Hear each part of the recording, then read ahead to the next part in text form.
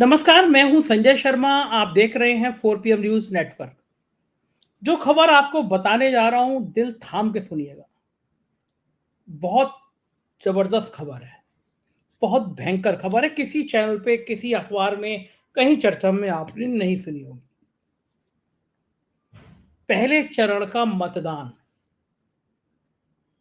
Intelligence की report, Bharatiya Janata party के नेताओं के अपने सूत्र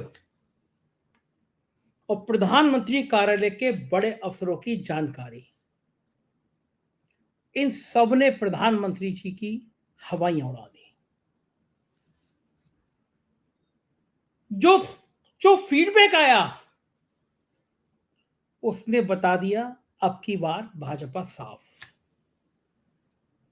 और इसके बाद जो हुआ, इसके बाद वो हुआ जो प्रधानमंत्री जी ने 10 साल में कभी नहीं किया था।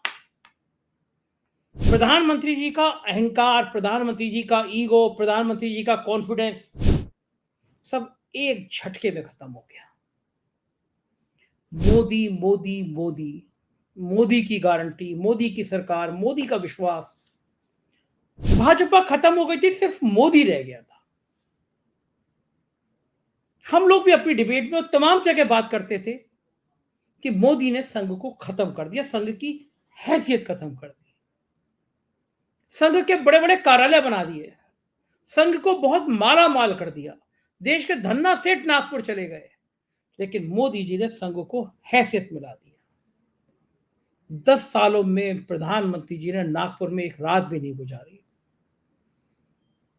जिस संघ को यह गुमान था कि दिल्ली नागपुर से चलती है, प्रधानमंत्री जी ने वो गुमान तोड़ दिया। लेकिन पहले चरण के मतदान से पहले का दिन और मतदान के समय और मतदान के बाद की रिपोर्ट, प्रधानमंत्री जी का सारा कॉन्फिडेंस खत्म हो गया। 10 सालों में पहली बार प्रधानमंत्री ने नागपुर में रात गुजारी। बहुत बड़ी खबर थी ये। सुधीर चौधरी अगर करना चाहते, बड़ी खबर थी। अंजना कश्यप, रूपकला लियाकत जी करना चाहते तो करते, बताते, पूछते कि 10 सालों में ऐसा क्या हुआ, 10 साल बाद ऐसा क्या हुआ कि प्रधानमंत्री नागपुर में रुके, रात को रुके। कौन सा ग्रह खराब हो गया, कौन सा नक्षत्र खराब हो गया कि प्रधानमंत्री को नागपुर में रुकना पड़ गया। और जिस रात को प्रधानमंत्री नागपुर में रुके, उस रात को गवर्नर हाउस में क्या हुआ? कौन वो शख्स थे जो गवर्नर हाउस में गए? कौन वो शख्स थे जिनके सामने प्रधानमंत्री गिड़गिड़ाए? कौन वो शख्स थे जिनके सामने प्रधानमंत्री ने कहा हम तो डूबेंगे, आप भी नहीं बचेंगे? क्या उस रात को नागपुर के गवर्नर हाउस में बातें हुई? क्या उस रात को घटा जिसने प्रधानमंत्री को नागपुर में रात गुजारने को मजबूर कर दिया? और आखिर हालात क्या बने? प्रधानमंत्री को क्यों समझ में आ गया कि अब बचा पाएंगे तो कोई नागपुर वाले ही बचा पाएंगे? पहले चरण की कम परसेंट वाली वोटिंग ने प्रधानमंत्री जी की अकड़ ढीली कर दी। उस रात की नागपुर की कहानी भारत की राजनीति में एक नया अध्याय लिखेगी। उस रात को नागपुर में जो हुआ, वो भारतीय जनता पार्टी के इतिहास का एक बहुत बड़ा अध्याय ही नहीं बनेगा। ये साबित करेगा कि दरअसल बहुत ऊंचाई पर जाने वाले लोग भी धीरे धीरे नीचे आते हैं। पहले चरण के चुनाव में देश भर के आए संदेशों ने बता दिया कि सरकार किसी की नहीं बनने जा रही है। एक हंग पार्लियामेंट की तरफ देश जाता हुआ दिखाई दे रहा है पहले चरण के बाद। आगे चरण क्या होंगे मैं नहीं कह सकता। और यही कारण है कि नागपुर की उस रात की बहुत सारी कहानियां, बहुत सारे काले अध्याय, बहुत सारी अनसुलझी कहानियां नागपुर में तैर रही हैं।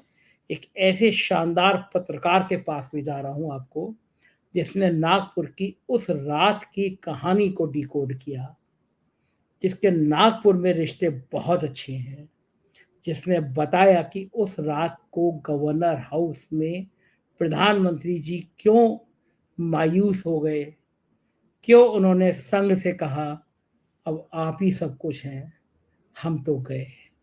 समझ गए होंगे आप, राजीव रंजन जी के पास ले चल रहा हूं, नागपुर में रहते हैं, बहुत सीनियर जर्नलिस्ट हैं, बहुत शानदार अनुभव है, बहुत अंदर की खबरें निकाल के लाते हैं। राजीव भाई बहुत बहुत स्वागत है।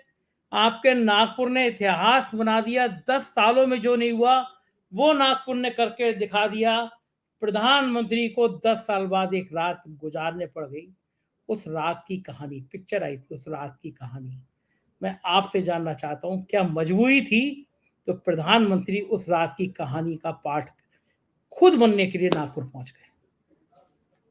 संजय जी, आपने इतनी बढ़िया भूमिका बांधी, इतना अच्छा इंट्रोडक्शन दिया है कि मुझे समझ में नहीं आ रहा कि मैं आगे उसको जो है आपके जैसा जो है, जैसे आपने प्रस्तुत किया वैसा कर पाऊंगा कि नहीं कर पाऊंगा, किंतु आप सही कह रहे हैं कि 10 साल में जो नहीं हुआ वो हुआ 19 अप्रैल को। और ये बड़े बड़े जी न्यूज से लेके आज तक किसी ने भी इस चीज को कवर नहीं किया। ये रात में ओवरनाइट स्टे प्रधानमंत्री ने आज तक पिछले 10 साल में कभी भी नागपुर में नहीं किया, पहली जो बड़ी चीज है। दूसरी, वो ओवरनाइट स्टे में कार्यकर्ताओं से नहीं मिले, ठीक है। यहां तक कि कार्यकर्ताओं में इस बात का रोष है कि जो यहाँ पर किन्नरों की सरदार है, जो हिजड़ों की बॉस है रानी करके, उससे प्रधानमंत्री जी मिले, किंतु भाजपा के कार्यकर्ताओं से नहीं मिले। तो और सिर्फ 222 हिजड़ों ने, किन्नरों ने वोट डाला है कल के इलेक्शन में। तो भाजपा कार्यकर्ता ये भी बोल रहे हैं कि भाई हमको भी मिलने का मौका मिलना चाहिए, तो वो मिला नहीं। और तीसरी जो सबसे बड़ी चीज है, वो बातचीत हुई जो नागपुर में और पूरे भारत में जो लो वोटिंग टर्नआउट हो रहा है, उसमें मोदी जी को ये समझ में आ गया है कि बिना आरएसएस के सपोर्ट के वो वेव जो है, जो मोदी वेव जो गोदी मीडिया कह रहा था, वो एक्चुअल रियलिटी में मोदी वेव क्रिएट नहीं की जा सकती है बिना आरएसएस के सपोर्ट के। और मैं ये आपको बता दूं आपकी जानकारी के लिए कि आरएसएस के लोग इस चीज से काफी नाखुश थे कि पूरी स्पॉटलाइट जो है वो मोदी जी के ऊपर डाल दी गई। यहां तक कि जो संकल्प पत्र है उसका नाम भी मोदी की गारंटी रख दिया। अब मोदी जी ने अपने ऊपर स्पॉटलाइट तो डलवा दिया, मोदी जी की तुष्टिकरण की नीति, पूरी भाजपा जो है मोदी जी को तुष्टिकरण करने में लगी है। तो ये जो आरएसएस जो ये देख रहा है कि जो पूरे भाजपा के लीडर मोदी जी का तुष्टिकरण कर रहे हैं, मोदी जी की तुष्टिकरण में दिन रात लगे हुए हैं, उस चीज के खिलाफ अगर अभी नहीं बात बोली गई तो कभी भी नहीं बोल पाएंगे। तो ये बात कल बोली गई है, बताई गई है कि भाई जिताने वाले भी आप ही थे और अगर हारेंगे तो हराने वाले भी आप ही रहेंगे। तो मोदी जी ने कंप्लीटली सरेंडर कर दिया, जो मेरी जानकारी है। और उन्होंने कहा है कि नहीं, आप लोग आइए, क्योंकि इससे पार्टी का भारी नुकसान होगा यदि आप लोगों ने साथ नहीं दिया तो।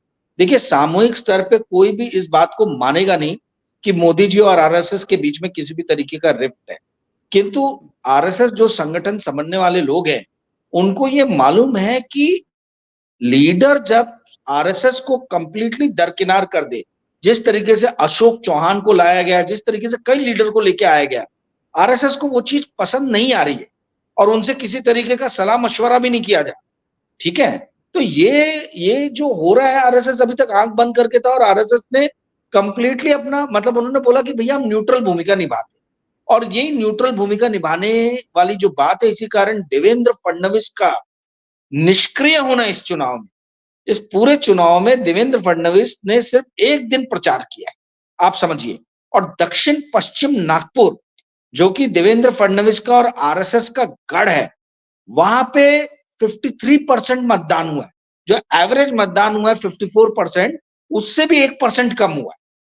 तो मोदी जी को जब ये जानकारी मिली, इस चीज की जानकारी मिली, और यही जो कांग्रेस का गढ़ है, वहां पे 55% वोट हुआ है नॉर्थ नागपुर में, और जो विकास ठाकरे जो पश्चिम नागपुर के विधायक है, वहां पे भी एवरेज से ज्यादा वोटिंग हुई।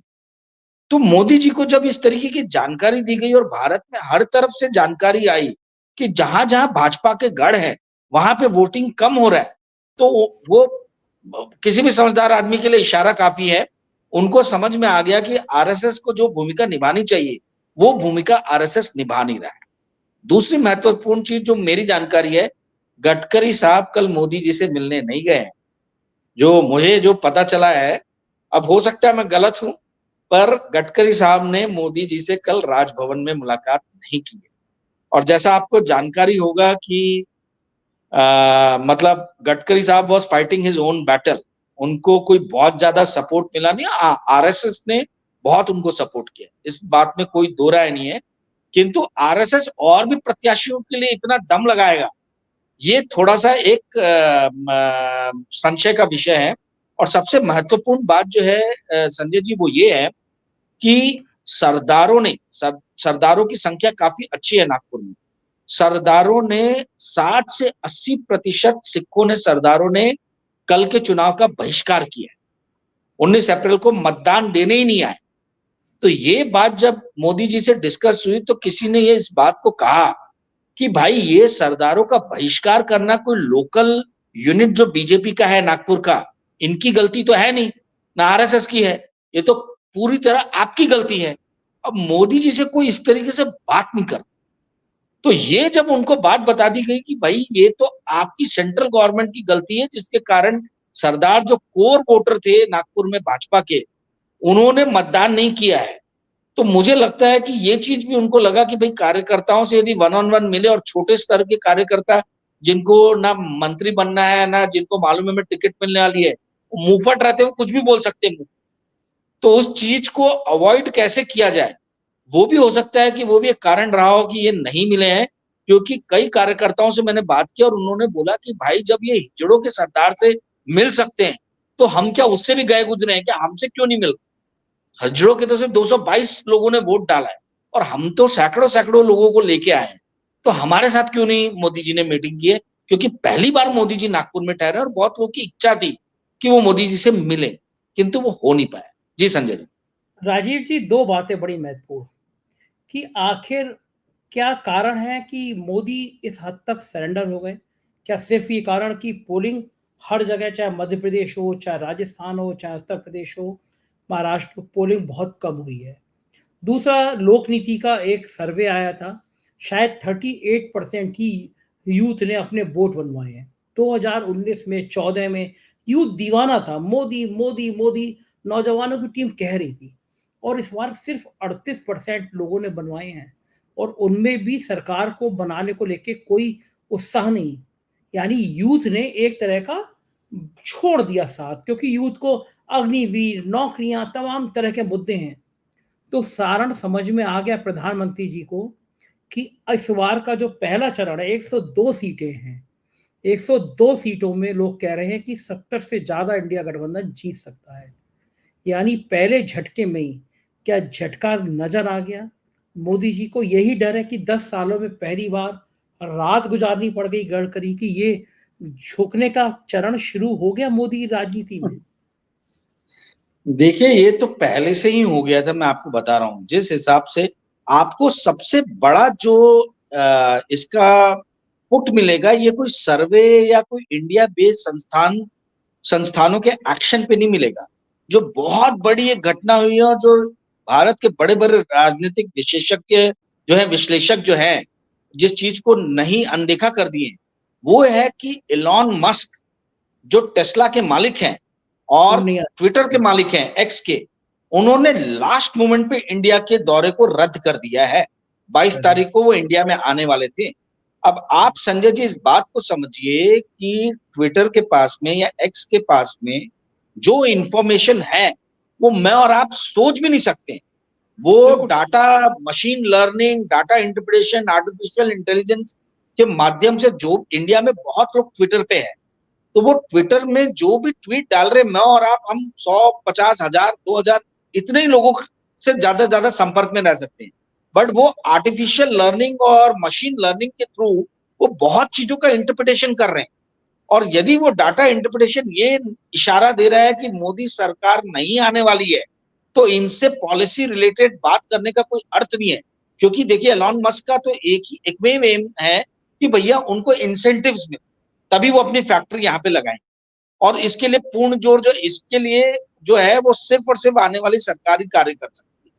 तो जब उनको समझ में आ रहा है कि ये सरकार शायद हो सकता कि नहीं है, और ट्विटर में एक से डाटा साइंटिस्ट बैठे हुए हैं जो भारत के चुनाव के ऊपर में नजर रखे हुए, तो यदि ट्विटर से ऐसा आ रहा है छन छन की इंफॉर्मेशन और एलॉन मस्क ने आने से लास्ट मोमेंट पे एक तरीके से किनारा कर लिया, तो ये एक बहुत बड़ा संदेश है। दूसरी चीज, आपने बेरोजगारी की बात की, आप एकदम सही बोल रहे हैं। एक सेकंड राजीव जी, मैं ही रोकूंगा आपको।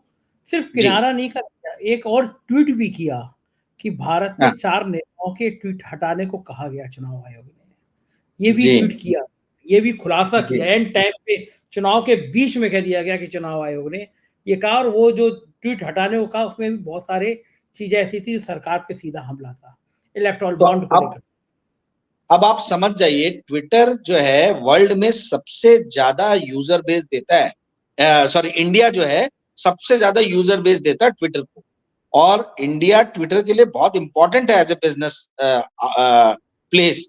उसके बावजूद भी यदि इलॉन मस्क ये बोल रहे हैं, तो इससे समझ जाइए कि उनके पास में क्या डाटा है और क्या इंटरप्रिटेशन किया है उन्होंने आर्टिफिशियल इंटेलिजेंस और मशीन लर्निंग से।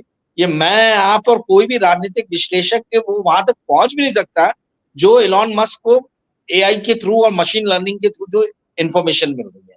दूसरी चीज आप देखिए, आपने एकदम सही बोला अनएम्प्लॉयमेंट का। मैंने मतलब मैं आपको बता रहा हूं, मैंने कांग्रेस के भी कई लीडर से बात किया था, कई जो यूट्यूब चैनल चलाने वाले लोग हैं उनसे भी पर्सनल बातचीत में और प्रोग्राम्स में भी उनके कहा है कि अनएम्प्लॉयमेंट एक मेव ऐसा मुद्दा है जिसपे इंडिया अलायंस का अपर हैंड है एनडीए के ऊपर में, ठीक है। बाकी और सोशल इंजीनियरिंग ले ले, सोशल फैब्रिक ले ले, पोलराइजेशन ले ले, इसमें एनडीए यानी BJP is miles miles ahead of Congress और इंडिया अलायंस।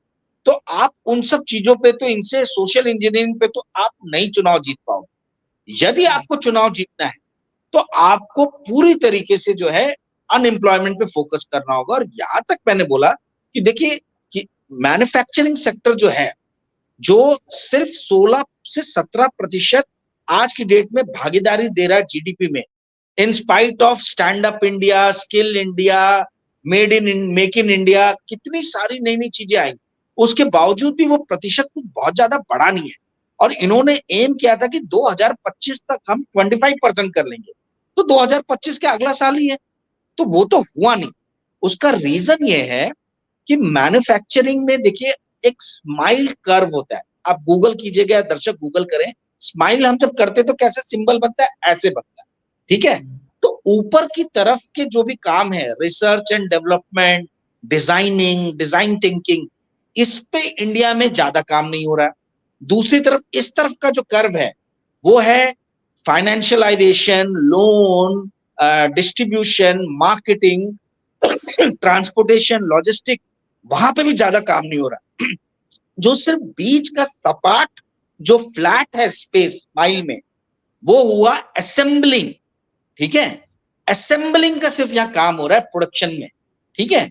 तो जब कभी भी असेंबलिंग होती है उसमें ज्यादा वैल्यू एडिशन नहीं होता है, उसमें नौकरियां भी ज्यादा क्रिएट नहीं होती हैं, ठीक है। असेंबलिंग आज मशीन रोबोटिक्स के द्वारा आप ज्यादा से ज्यादा लगा के निर्माण कर सकते हो। तो मैंने सभी को बताया कि भाई आप ये स्माइल कर्व के जो दोनों हिस्से हैं उस पर ध्यान दो। ये लोग जो बार बार बोलते हैं ना कि आपके पास में क्या प्लान है, अरे भाई प्लान बहुत है, पर प्रॉब्लम ये है कि हमसे कोई पूछता नहीं है ना हमको कोई इतना ज्यादा हमारे थॉट्स को कोई लेता है। तो ये स्माइल कर्व के जो दोनों कर्व हैं, इस पे बीजेपी गवर्नमेंट ने पिछले 10 साल में काम ही नहीं किया। इन्होंने सिर्फ जो सपाट है, मोबाइल के इक्विपमेंट्स लेके आए ये लोग और यहां सिर्फ असेंबल कर दिया और बोला कि एप्पल बहुत बनाने लग गया है। भाई एप्पल का ना कोई R&D काम होता है, ना डिजाइन से रिलेटेड कोई काम होता है, ना लॉजिस्टिक, ना फाइनेंशियलाइजेशन, ना मार्केटिंग, कुछ भी जो वैल्यू ऐड करती है चीजें, जहां पे जॉब भी क्रिएट हो सकता है, जहां पे जीडीपी में भी बढ़ोतरी हो सकती है, ग्रॉस वैल्यू एडेड में भी बढ़ोतरी हो सकती है, वहां पे तो आप ध्यान ही नहीं दे रहे हो। आप क्या कर रहे हो, असेंबलिंग का काम। असेंबलिंग में ना जॉब क्रिएट होना है ना वैल्यू ऐड होना है। तो खैर ये बहुत टेक्निकल बातें होगी और हम मुद्दे से थोड़ा भटक गए, पर कहने का अर्थ ये है कि अनएम्प्लॉयमेंट जो है ये बहुत बड़ा मुद्दा है। आरएसएस में भी जो है लोगों ने बार बार कहा है कि ये जॉबलेस ग्रोथ जो है ये इंडिया का सबसे बड़ा दुश्मन है, और मोदी जी ने जॉबलेस ग्रोथ को कम करने के लिए कोई काम नहीं किया, एम्प्लॉयमेंट को बढ़ाने के लिए कोई काम नहीं हुआ। तो इस चीज की नाराजगी है, और जो पूरा का पूरा जो इन्होंने अपने ऊपर स्पॉटलाइट ले लिया है, ये देखिए सिर्फ आपको संजय जी या मेरे को नहीं समझ में आता है, मीडिया को नहीं समझ में आता है, ये आरएसएस को भी समझ में आ रहा है कि मोदी जी ने पूरा स्पॉटलाइट अपने ऊपर ले लिया, और ये उनका। एक बताइए राजीव जी, देवेंद्र फडणवीस इतना खामोश क्यों, इतने गायब क्यों हो गए, क्या कारण है? देखिए देवेंद्र फडणवीस का जो पूरा गुट है पूरी तरीके से निष्क्रिय रहा है इस चुनाव में। आप देखिए बंटी कुकरेजा, नरेंद्र नीचे देवेंद्र, याद है ना आपको? हाँ याद है मुझे। तो कुकरेजा जी जो पूरे महाराष्ट्र के बिजनेस सेल के हेड है, ठीक है, वो पहले नागपुर में भी बड़े पद पे थे, वो भाजपा का प्रचार छोड़ के झूलेलाल में लगे। वो सिंधी है, वो पूरे समय झूलेलाल में लगे रहे, वो गडकरी जी के प्रचार में नहीं है, और देवेंद्र जी के एकदम खास आदमी है। तो कुकरेजा जी ने कुछ काम नहीं किया। जो इनके कॉर्पोरेटर्स थे, जो एमएलसी के चुनाव लड़े, संदीप जोशी हुए या मुन्ना यादव हुए, बड़े भारी भारी लीडर है ये लोग, इनमें से सब लोग, एक मुन्ना यादव तो पूरी तरीके से गायब रहे, और संदीप जोशी जो है वो 1 या 2 दिन निकले, और भी कई हैं, बहुत सारे कार्यकर्ता है, संजय मंगाले, ये वो काफी सारे नाम है। तो आप ये समझिए गडकरी जी की सीट फंस गई है संजय जी, मैं आज आपको बता रहा हूं, क्योंकि जिस हिसाब से कम वोटिंग हुई है देवेंद्र फडणवीस के एरिया में, जहां से सबसे ज्यादा उम्मीद थी कि लीड मिलेगी, मार्जिन मिलेगी, उसी एरिया में बहुत कम वोटिंग हुई है। और इनका अब सिर्फ और सिर्फ एक ही, जो इनका गडकरी जी का हनुमान भक्त है, ईस्ट नागपुर से जो एमएलए हैं, ठीक है, कृष्णा खोपड़े, उन्होंने पूरी जान लगा दी, और उनके एरिया से सबसे ज्यादा मतदान हुआ है नागपुर में, 56% के आसपास हुआ है, ठीक है। तो ईस्ट नागपुर ने यदि इनको सपोर्ट कर दिया गडकरी साहब को, तो फिर चुनाव इनके इसमें है। अदरवाइज संजय जी मुकाबला बहुत फंस गया है। ये हम लोग शॉकिंग खबर दे रहे हैं आपको, बिल्कुल सरप्राइज, हाँ ये सरप्राइज 4 जून को मिल सकता है आप लोग को। क्योंकि क्या है, विकास ठाकरे जो भाऊ है, भाऊ की एक बात माननी पड़ेगी कि उनको रात में भी 12 बजे 1 बजे मैंने भी बात किया है, तो उन्होंने सारे सुझाव सुने और सबको उन्होंने अमल में लाए। प्रचार में उन्होंने पूरी तरीके से मीडिया के जो लोग हैं, जिनको मालूम, जो जिनको मीडिया समझते, उनकी बातों को ध्यान से सुना उन्होंने, और एक एक चीज को वो अमल में लेके आए। तो उनके लिए तो करो या मरो वाली स्थिति थी। तो उन्होंने अपना सर्वस्व समर्पण किया, और पहली बार कांग्रेस जो है वो यूनाइटेड होके, मतलब हमेशा कांग्रेस डिवाइडेड फैमिली मानी जाती थी नागपुर में, कई सारे खेमे थे, पहली बार यूनाइटेड होके कांग्रेस लड़ी है। और जो ताज्जुब होगा आपको जान के कि भाऊ के कार्यकर्ता जो हैं ठाकरे जी के, वो इतने नाराज हैं कि राहुल गांधी ने आके क्यों नहीं नागपुर में प्रचार किया है, प्रियंका गांधी बोला अगर वो आते तो शॉर्ट भाव निकाल लेते थे इलेक्शन, पर राहुल गांधी आए नहीं। वो गोंदिया भंडारा गए 12 तारीख को या 13 तारीख को, और उन्होंने वहां प्रचार किया, और शायद 15 तारीख को प्रियंका जी आई थी, और उन्होंने भी वो भी कहीं गई थी, मैं एग्जैक्ट मेरे को ध्यान में नहीं आ रहा, बट वो इधर नहीं आई, नागपुर नहीं आई। तो भाव के कार्यकर्ता बोल रहे हैं, जो यहाँ से 2 लोग हैं विदर्भा से, जो सेंट्रल वर्किंग कमेटी में हैं, एक है मुकुल वासनिक और दूसरे हैं अविनाश पांडे, जिनको यूपी का प्रभार दिया गया है। तो इनसे उनके कार्यकर्ता बहुत नाराज हैं। कई लोगों से मैंने बात किया तो बोला कि यार ये खुद तो दोनों कभी चुनाव लड़ते नहीं है, कुछ करते नहीं है। मुकुल वासनिक तो आए भी थे यहाँ पे, पर ज्यादा कुछ किया नहीं, 1 दिन आए थे वो, पर इन्होंने स्टार कैंपेनर भेजे नहीं विकास ठाकरे के प्रचार के लिए। इस चीज से विकास कांग्रेस का आला कमान चाहता हो गडकरी जीत जाए, मोदी को थोड़ा परेशान करें, नेचुरली वो तो चाहेंगे। अब देखिए पर जी बताइए कि पहले चरण में और विदर्भ की सीटों में क्या सीन, क्या बन रहा है पहले चरण के चुनाव के बाद, क्या बन रहा है?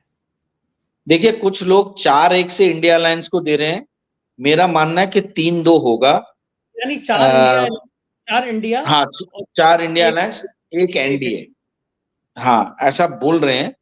पर मुझे अभी तक खुद अभी तक विश्वास नहीं हो रहा कि गडकरी जी हार सकते हैं, इसलिए मैं गडकरी जी मतलब नागपुर गडकरी जी को मान के चल रहा हूं कि उनको मिलेगा। तो एक ये सीट और एक रामटेक की सीट जो है, जो बाजू में ही है, जो कांग्रेस इजीली जीत सकती थी, अपनी कुछ गलतियां की हैं उन्होंने, जिसके कारण वो सीट हाथ से जाती हुई निकल रही है। बाकी तीनों सीट, गोंदिया भंडारा, गढ़चिरौली जो नक्सलाइट एरिया है, और चंद्रपुर जहां से पहले जो महाराष्ट्र के फाइनेंस मिनिस्टर थे सुधीर मुनगंटीवार, वो लड़ रहे हैं। और चंद्रपुर एक ऐसी सीट है जो पिछले 2019 में एकमेव एक सीट यदि कांग्रेस को जीती थी तो चंद्रपुर की जीती थी।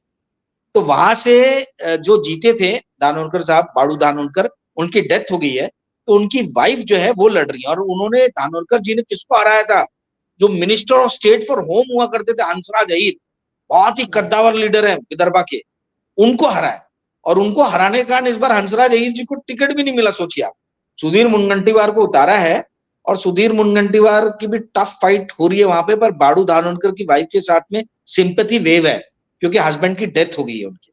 तो वो चंद्रपुर की सीट भी जो है, लग रहा है कि इंडिया अलायंस निकाल लेगी। बट मैं आपको एक मजेदार चीज बताता हूँ, पांचों सीट में सबसे ज्यादा वोटिंग जो हुई है वो नक्सलाइट अफेक्टेड एरिया जो है गढ़चिरौली, वहां पे हुई है।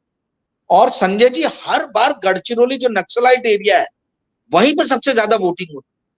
तो ये खोजी पत्रकारों के लिए बहुत बड़ा विषय हो गया है कि ऐसा कैसे है कि जो एरिया डिस्टर्ब प्रोन है, जहां पे नक्सलिज्म का इतना बड़ा प्रॉब्लम है, वहां 66% वोटिंग हो रही है, 65%, 2/3 लोग वोट दे रहे हैं। और नागपुर जैसा एरिया जहां पे कोई नक्सलिज्म का प्रॉब्लम नहीं है, शांति है वहां पे जो है 55% भी वोट नहीं हो पा रहा है।